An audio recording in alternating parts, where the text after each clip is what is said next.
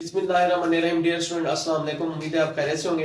हम लोग लेक्चर पढ़ रहे थे 10th क्लास फिजिक्स के चैप्टर नंबर 15। आज का हमारा टॉपिक है 15.7 एसी जनरेटर। तो जब एसी जनरेटर हम पढ़ें तो पहले हमें पता होना चाहिए किस उसूल पर काम करता है।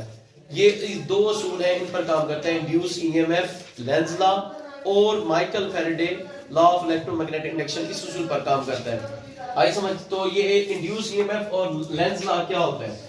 वो कहते हैं direction of induce EMF. Induce EMF की डायरेक्शन इन अ सर्किट, किस सर्किट में, इज ऑलवेज सच दैट, इस तरह से होती है, इट अपोज द कॉजेस, कि ये उस वजूहात की मुखालफत करता है जो इसमें पैदा होता है। इसको मैं कल भी समझाया था, आज दोबारा समझाता हूं। फर्स्ट करेंगे, हमारे पास मैग्नेट था। मैग्नेट को हम किसी कॉइल के नजदीक लाते थे। फर्स्ट करेंगे, ये कॉइल है और कॉइल को हमने किससे जोड़ा हुआ था? गैल्वानोमीटर से। ठीक है जी। जब इसको हम नजदीक लेकर जाते हैं तो ये सोलेनोइड का ए सिरा एक्ट करता है एज ए नॉर्थ पोल, जिसकी वजह से ये वापस ये मुखालफत हो गई। ठीक है ना। इसमें फ्लक्स तो पैदा हुआ, इंड्यूस ईएमएफ तो पैदा हुआ, सुई क्या करेगी? एक तरफ हरकत करेगी। फिर ये क्या हो जाएगा? आई समझ। ये सिरा पहले था इनिशियली साउथ, जब नजदीक ले आए तो ये फिर साउथ की जगह पर क्या हो गया? नॉर्थ हो गया, जिसके से वापस चला जाएगा। फर्स्ट इस पोजीशन पर आ गया, यानी दूर चला गया। तो इसके तो वही थे पोल्स, तो ये वाला सिरा फिर क्या हो जाएगा? नॉर्थ की जगह पर, यहां पर अगर हम लिख लें साउथ हो जाएगा। ये इस तरफ हो जाएगा। इस तरह से इसके अंदर रिलेटिव मोशन रहेगी, जिसकी वजह से ये क्या करता रहेगा? इंड्यूस ईएमएफ पैदा होता रहेगा। जबकि माइकल फैराडे ने क्या कहा था? उसने कहा था चेंज ऑफ फ्लक्स, कि आप क्या करें, जितना ज्यादा फ्लक्स में तब्दीली लाएं वो डायरेक्टली प्रोपोर्शनल होता है किस चीज के? इंड्यूस्ड ईएमएफ के। और हमने कल देखा था फर्स्ट ये मैग्नेटिक लाइंस ऑफ फोर्स थी। अब जब किसी कॉइल को हमने इसके क्या रख दिया था? फर्स्ट ये पैरेलल रख दिया था, उसमें फ्लक्स कम से कम पैदा होता था।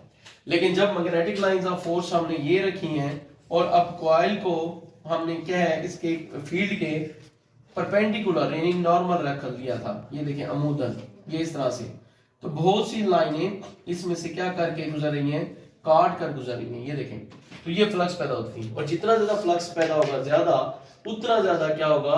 ऐसा इंड्यूस ईएमएफ पैदा होगा। इन दो लॉ को देखकर हम लोग आगे चलेंगे एसी जनरेटर। वैसे अगर इसकी कहानी ले लें तो जो हैंस क्रिश्चियन था, आइसोमर और एम्पियर था, इसने क्या था? इसने कहा था इलेक्ट्रिक फील्ड जब पैदा होता है, किसी जनरेटर में करंट पैदा करते हैं तो उसके लिए इलेक्ट्रिक फील्ड पैदा होता है। इलेक्ट्रिक फील्ड किसको पैदा करता है? मैग्नेटिक फील्ड को। और मैग्नेटिक फील्ड किसको पैदा करता है? इलेक्ट्रिक फील्ड को। ये कहा था हैंस क्रिश्चियन और एम्पियर ने। उसके बाद जोसेफ लिस्टर ने कहा था कि आप चेंज ला सकते हैं दोनों में, यानी कि चेंज आप ला सकते हैं, change in electric field causes the change of magnetic field, also change in magnetic field causes the change of electric field। यानी इलेक्ट्रिक फील्ड में अगर तब्दीली लाएं तो मैग्नेटिक फील्ड तब्दील होता है, मैग्नेटिक फील्ड तब्दील लाएं तो इलेक्ट्रिक फील्ड तब्दील होता है। ये जोसेफ लेस्टर ने कहा था। फिर माइकल फैराडे ने कहा था कि चेंज ऑफ फ्लक्स, फ्लक्स में तब्दीली की शरह ये डायरेक्टली प्रोपोर्शनल है इंड्यूस ईएमएफ की। इन तमाम चीजों को जहन में रखते हुए आज हम पढ़ने जा रहे हैं एसी जनरेटर। इसका एसी जनरेटर है क्या? Alternating current generator. यानी कि ऐसा हमारे घरों में जो करंट इस्तेमाल हो रहा है वो क्या है? एसी करंट है, अल्टरनेटिंग करंट है। और अल्टरनेटिंग करंट वो करंट होता है जिसकी फ्रीक्वेंसी तब्दील होती रहती है, यानी कि जो अपनी डायरेक्शन को क्या करता है? डायरेक्शन को क्या करता है? चेंज करता है। वे चेंज इस direction in equal interval of time. अब इसकी स्ट्रक्चर देख लें। ये इसके अंदर क्या होता है? एसी जनरेटर दो परमानेंट मैग्नेट होते हैं। फर्स्ट में ये देखें, ये एक हमने कहा इसका एक पोल नॉर्थ पोल है, ये क्या है? साउथ पोल है। दूसरा north pole south pole, definitely magnetic field lines क्या होंगी? नॉर्थ पोल से किस तरफ होंगी? साउथ पोल की तरफ होंगी। और इसके दरमियान में हम क्या करते हैं? एक आर्मीचर रख देते हैं। इसे कहते हैं रेक्टेंगुलर कॉइल। ये रेक्टेंगुलर कॉइल रख दिया, इसका हम कोई भी नाम लिख देते हैं। सपोज मैं इसके नाम लिख रहा हूं पी, क्यू और आर, एस, ये नाम लिख देता हूं। इसको, ये कॉइल को हम या आर्मीचर को हम क्या करते हैं? दो अदद स्लिप रिंग से जोड़ते हैं। डीसी मोटर और यानी कि एसी जनरेटर में फर्क ये था, डीसी मोटर में हमने इस्तेमाल किया था स्प्लिट रिंग्स का। स्प्लिट का मतलब था टूटा हुआ है। फर्स्ट यहां से तोड़ दें, यहां से तोड़ दें। एक ये था, एक ये था, उसको हमने S1 और S2 का नाम दिया था। जबकि एसी जनरेटर में हम स्लिप रिंग्स का इस्तेमाल करते हैं। ये मुसलसल क्या करता रहेगा? सर्कुलेट करता रहेगा। इस के जो स्लिप रिंग्स को दो अदद के जोड़ा जाएगा कार्बन के ब्रुशेस से। ये X ब्रुश है, ये है Y ब्रुश।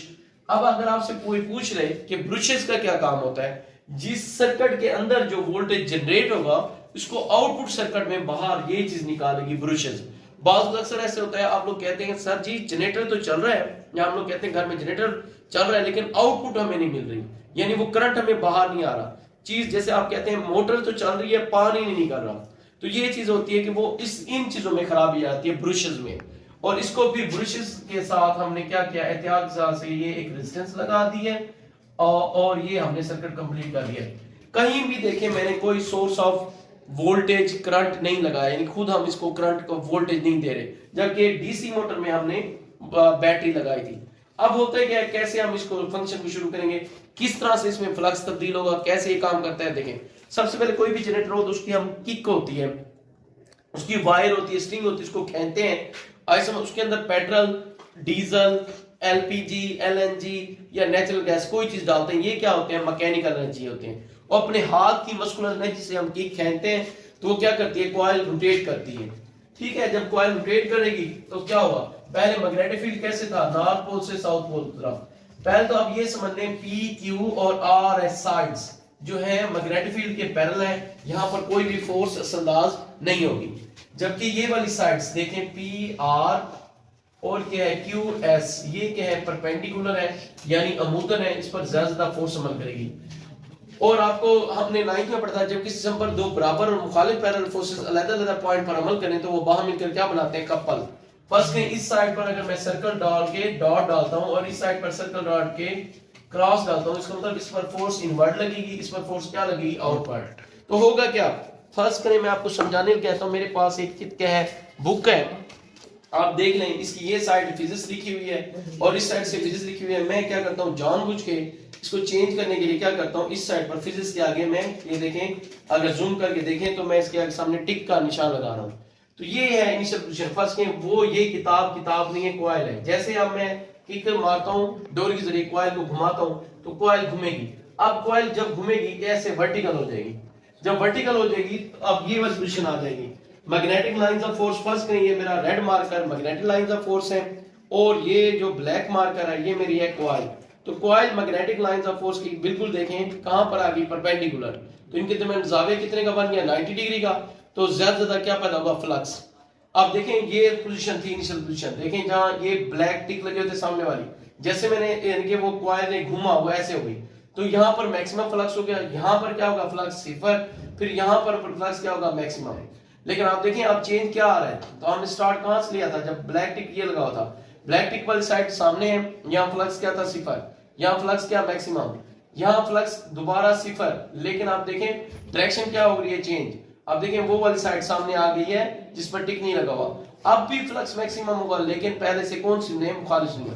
इसको अब ग्राफ पर मैं मुसलसल आप देखें, अगर चेंज इन फ्लक्स पैदा हो, यहां पर मैंने लिखा है, तो ज्यादा उसमें इंड्यूस ईएमएफ पैदा होगा। अब हम लोग इसको ग्राफ के जरिए अगर ज़ाहिर करें तो ग्राफ में ये होगा, फर्स्ट ये जीरो बेस लाइन है, ये पॉजिटिव है वोल्टेज, ये नेगेटिव है, और ये मैं एक वेव बना रहा हूं, ये जीरो से लेकर यहां पर हो जाएगा t/2 हाफ टाइम पीरियड, और ये क्या हो जाएगा, पूरा टाइम पीरियड, यानी एक साइकिल या एक वाइब्रेशन मुकम्मल करने के लिए जितना वक्त लेगा वो इसका क्या लगेगा, टाइम पीरियड। और घरों में जो हमारा ये करंट प्रोड्यूस करके देगा उसे कहते हैं अल्टरनेटिंग करंट। इसकी फ्रीक्वेंसी कितनी होती है, 50 साइकिल पर सेकंड, यानी वो इस किस्म के कितने साइकिल करता है एक सेकंड में, 50। और एक साइकिल में देखें वोल्टेज कितनी दफा चेंज हुआ, अल्टरनेटिंग करंट यानी करंट कितना चेंज हुआ, जीरो यहां से लेकर यहां तक देखें t/4, ये पॉइंट क्या होगा, t/2, और यहां तक डॉटेड लाइन डालें तो ये 3t/4, और ये क्या हो जाएगा, टाइम पीरियड। जीरो यहां पर फ्लक्स क्या था, जीरो यहां स्टार्ट किया था, t/4 तक जब कॉइल वर्टिकल आ गई थी तो फ्लक्स मैक्सिमम था, लेकिन किसमें मैक्सिमम था, पॉजिटिव में। t/2 हाफ साइकिल में दोबारा फ्लक्स सिफर हो गया था, कॉइल क्योंकि क्या आ गई थी, पैरेलल, जीरो। फिर 3t/4 यानी एक टाइम पीरियड के 3/4 हिस्से में फ्लक्स फिर मैक्सिमम था, लेकिन पहले से कौन सी में, मैंने नेगेटिव सिम में। फर्स्ट ये नेगेटिव में मैक्सिमम है ये वाला पॉइंट, और ये पॉजिटिव में मैक्सिमम है। तो इस पॉइंट को कहते हैं, यानी positive maximum to negative maximum को पीक टू पीक वैल्यू कहते हैं। फिर एक टाइम पीरियड में दोबारा क्या होगा, सिफर। तो हम क्या देख लें, ग्राफ में भी देखें कंटीन्यूअसली फ्लक्स चेंज हो रहा है, जीरो मैक्सिमम और जीरो। फ्लक्स में मुसलसल तब्दीली आ रही है, तो वो क्या कर रहा है, इंड्यूस ईएमएफ पैदा कर रहा है। अब इसको कहते हैं एसी जनरेटर, यानी जनरेट हमें क्या है, करंट जनरेट करके दे रहा है। अब जो ये करंट जनरेट करके दे रहा है इसके क्या फैक्टर्स हैं, what are the factors that depend upon the working of AC generators. तो वो 3 फैक्टर हैं जिससे हम इंड्यूस ईएमएफ यानी जो अल्टरनेट करंट जनरेट कर रहे हैं उसकी मिकदार को बढ़ा भी सकते हैं, कम भी कर सकते हैं। नंबर 1 वो मैग्नेट का क्या है, साइज है, साइज ऑफ मैग्नेट। जितना मैग्नेट का साइज बड़ा होगा उतना आपको करंट क्या होगा, ज्यादा जनरेट होगा।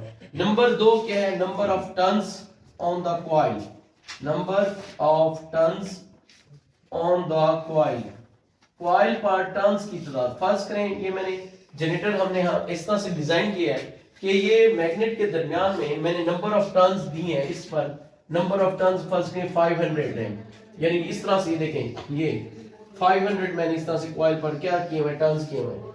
अगर मैं इस टर्न्स को 500 से 1000 कर दूं तो पहले फर्ज करें करंट कोई कुछ एम्पेयर था, बाद में करंट क्या होगा, ज्यादा एम्पेयर हो जाएगा। नंबर 3 क्या है, इसके दरमियान में रिलेटिव मोशन की स्पीड, रिलेटिव मोशन और इसकी स्पीड को क्या कर लूं, इंक्रीज कर लूं तो डेफिनेटली इसके दरमियान जो करंट पैदा होगा वो भी ज्यादा पैदा होगा। तो इससे रिलेटेड जितने भी एमसीक्यूज थे, अगर आप पीक टू पीक वैल्यू कहां पर होती है, कहां पर यानी कि T/4 में उसका करंट की मिकदार क्या होती है, मैक्सिमम हाफ टाइम पीरियड में कितना होता है 0, 3T/4 में कितना होता है मैक्सिमम, और फुल टाइम पीरियड में कितना होता है यानी कि फिर 0। तो और 1 सेकंड मुकम्मल करने के लिए जो करंट जितना वक्त लेता है उसका टाइम पीरियड कहलाता है, और 1 सेकंड में यानी किसी टाइम से यानी किसी जगह में से जितनी साइकिल गुजरते हैं वो उसकी फ्रीक्वेंसी कहलाती है। और हमारे घरों में जो करंट इस्तेमाल हो रहा है वो अल्टरनेट करंट है, उसकी फ्रीक्वेंसी कितनी होती है 50। तो इस टॉपिक से जितने भी, और ये किसने इसको पहले बताया था, आइडिया किस किस का था, हैंस क्रिश्चियन और एम्पियर, उन्होंने क्या कहा था कि इलेक्ट्रिक फील्ड मैग्नेटिक फील्ड को पैदा करता है, मैग्नेटिक फील्ड इलेक्ट्रिक फील्ड पैदा करता है। फिर जोसेफ ने कहा कि इन दोनों में चेंज ला सकते हैं। फिर माइकल फेराडे ने कहा कि फ्लक्स पर बात की कि फ्लक्स में अगर तब्दीली है तो इंड्यूस ईएमएफ पैदा हो जाता है। तो इस टॉपिक से रिलेटेड जितने भी एमसीक्यूज हैं, शॉर्ट क्वेश्चन है, कंसेप्ट बेस्ड क्वेश्चन है, और अगर ये लॉन्ग क्वेश्चन में आ जाए तो ये सारा मैंने आपको समझा दिया। मैं उम्मीद करता हूँ कि आपको अच्छी तरीके से ये सारी चीजें समझ आ गई होंगी। अगर कोई कमी रह गई हो, अगर कोई चीज आपको समझ नहीं हो तो आप मुझे इनबॉक्स करें, तो इंशाल्लाह मैं दोबारा इसको तफसील से बता दूंगा। ओके, अल्लाह हाफिज। अगर तुम लोग नए हो तो सब्सक्राइब करो, वो जो लाल वाला बटन है उस पर कुछ भी फेंक के मारो, ये माइक फेंक के मारो, ये कैमरा फेंक के मारो, मैंने उल्टा बोल दिया लेकिन मुझे फर्क नहीं पड़ता है, बस सब्सक्राइब करो, मुझे नहीं पता।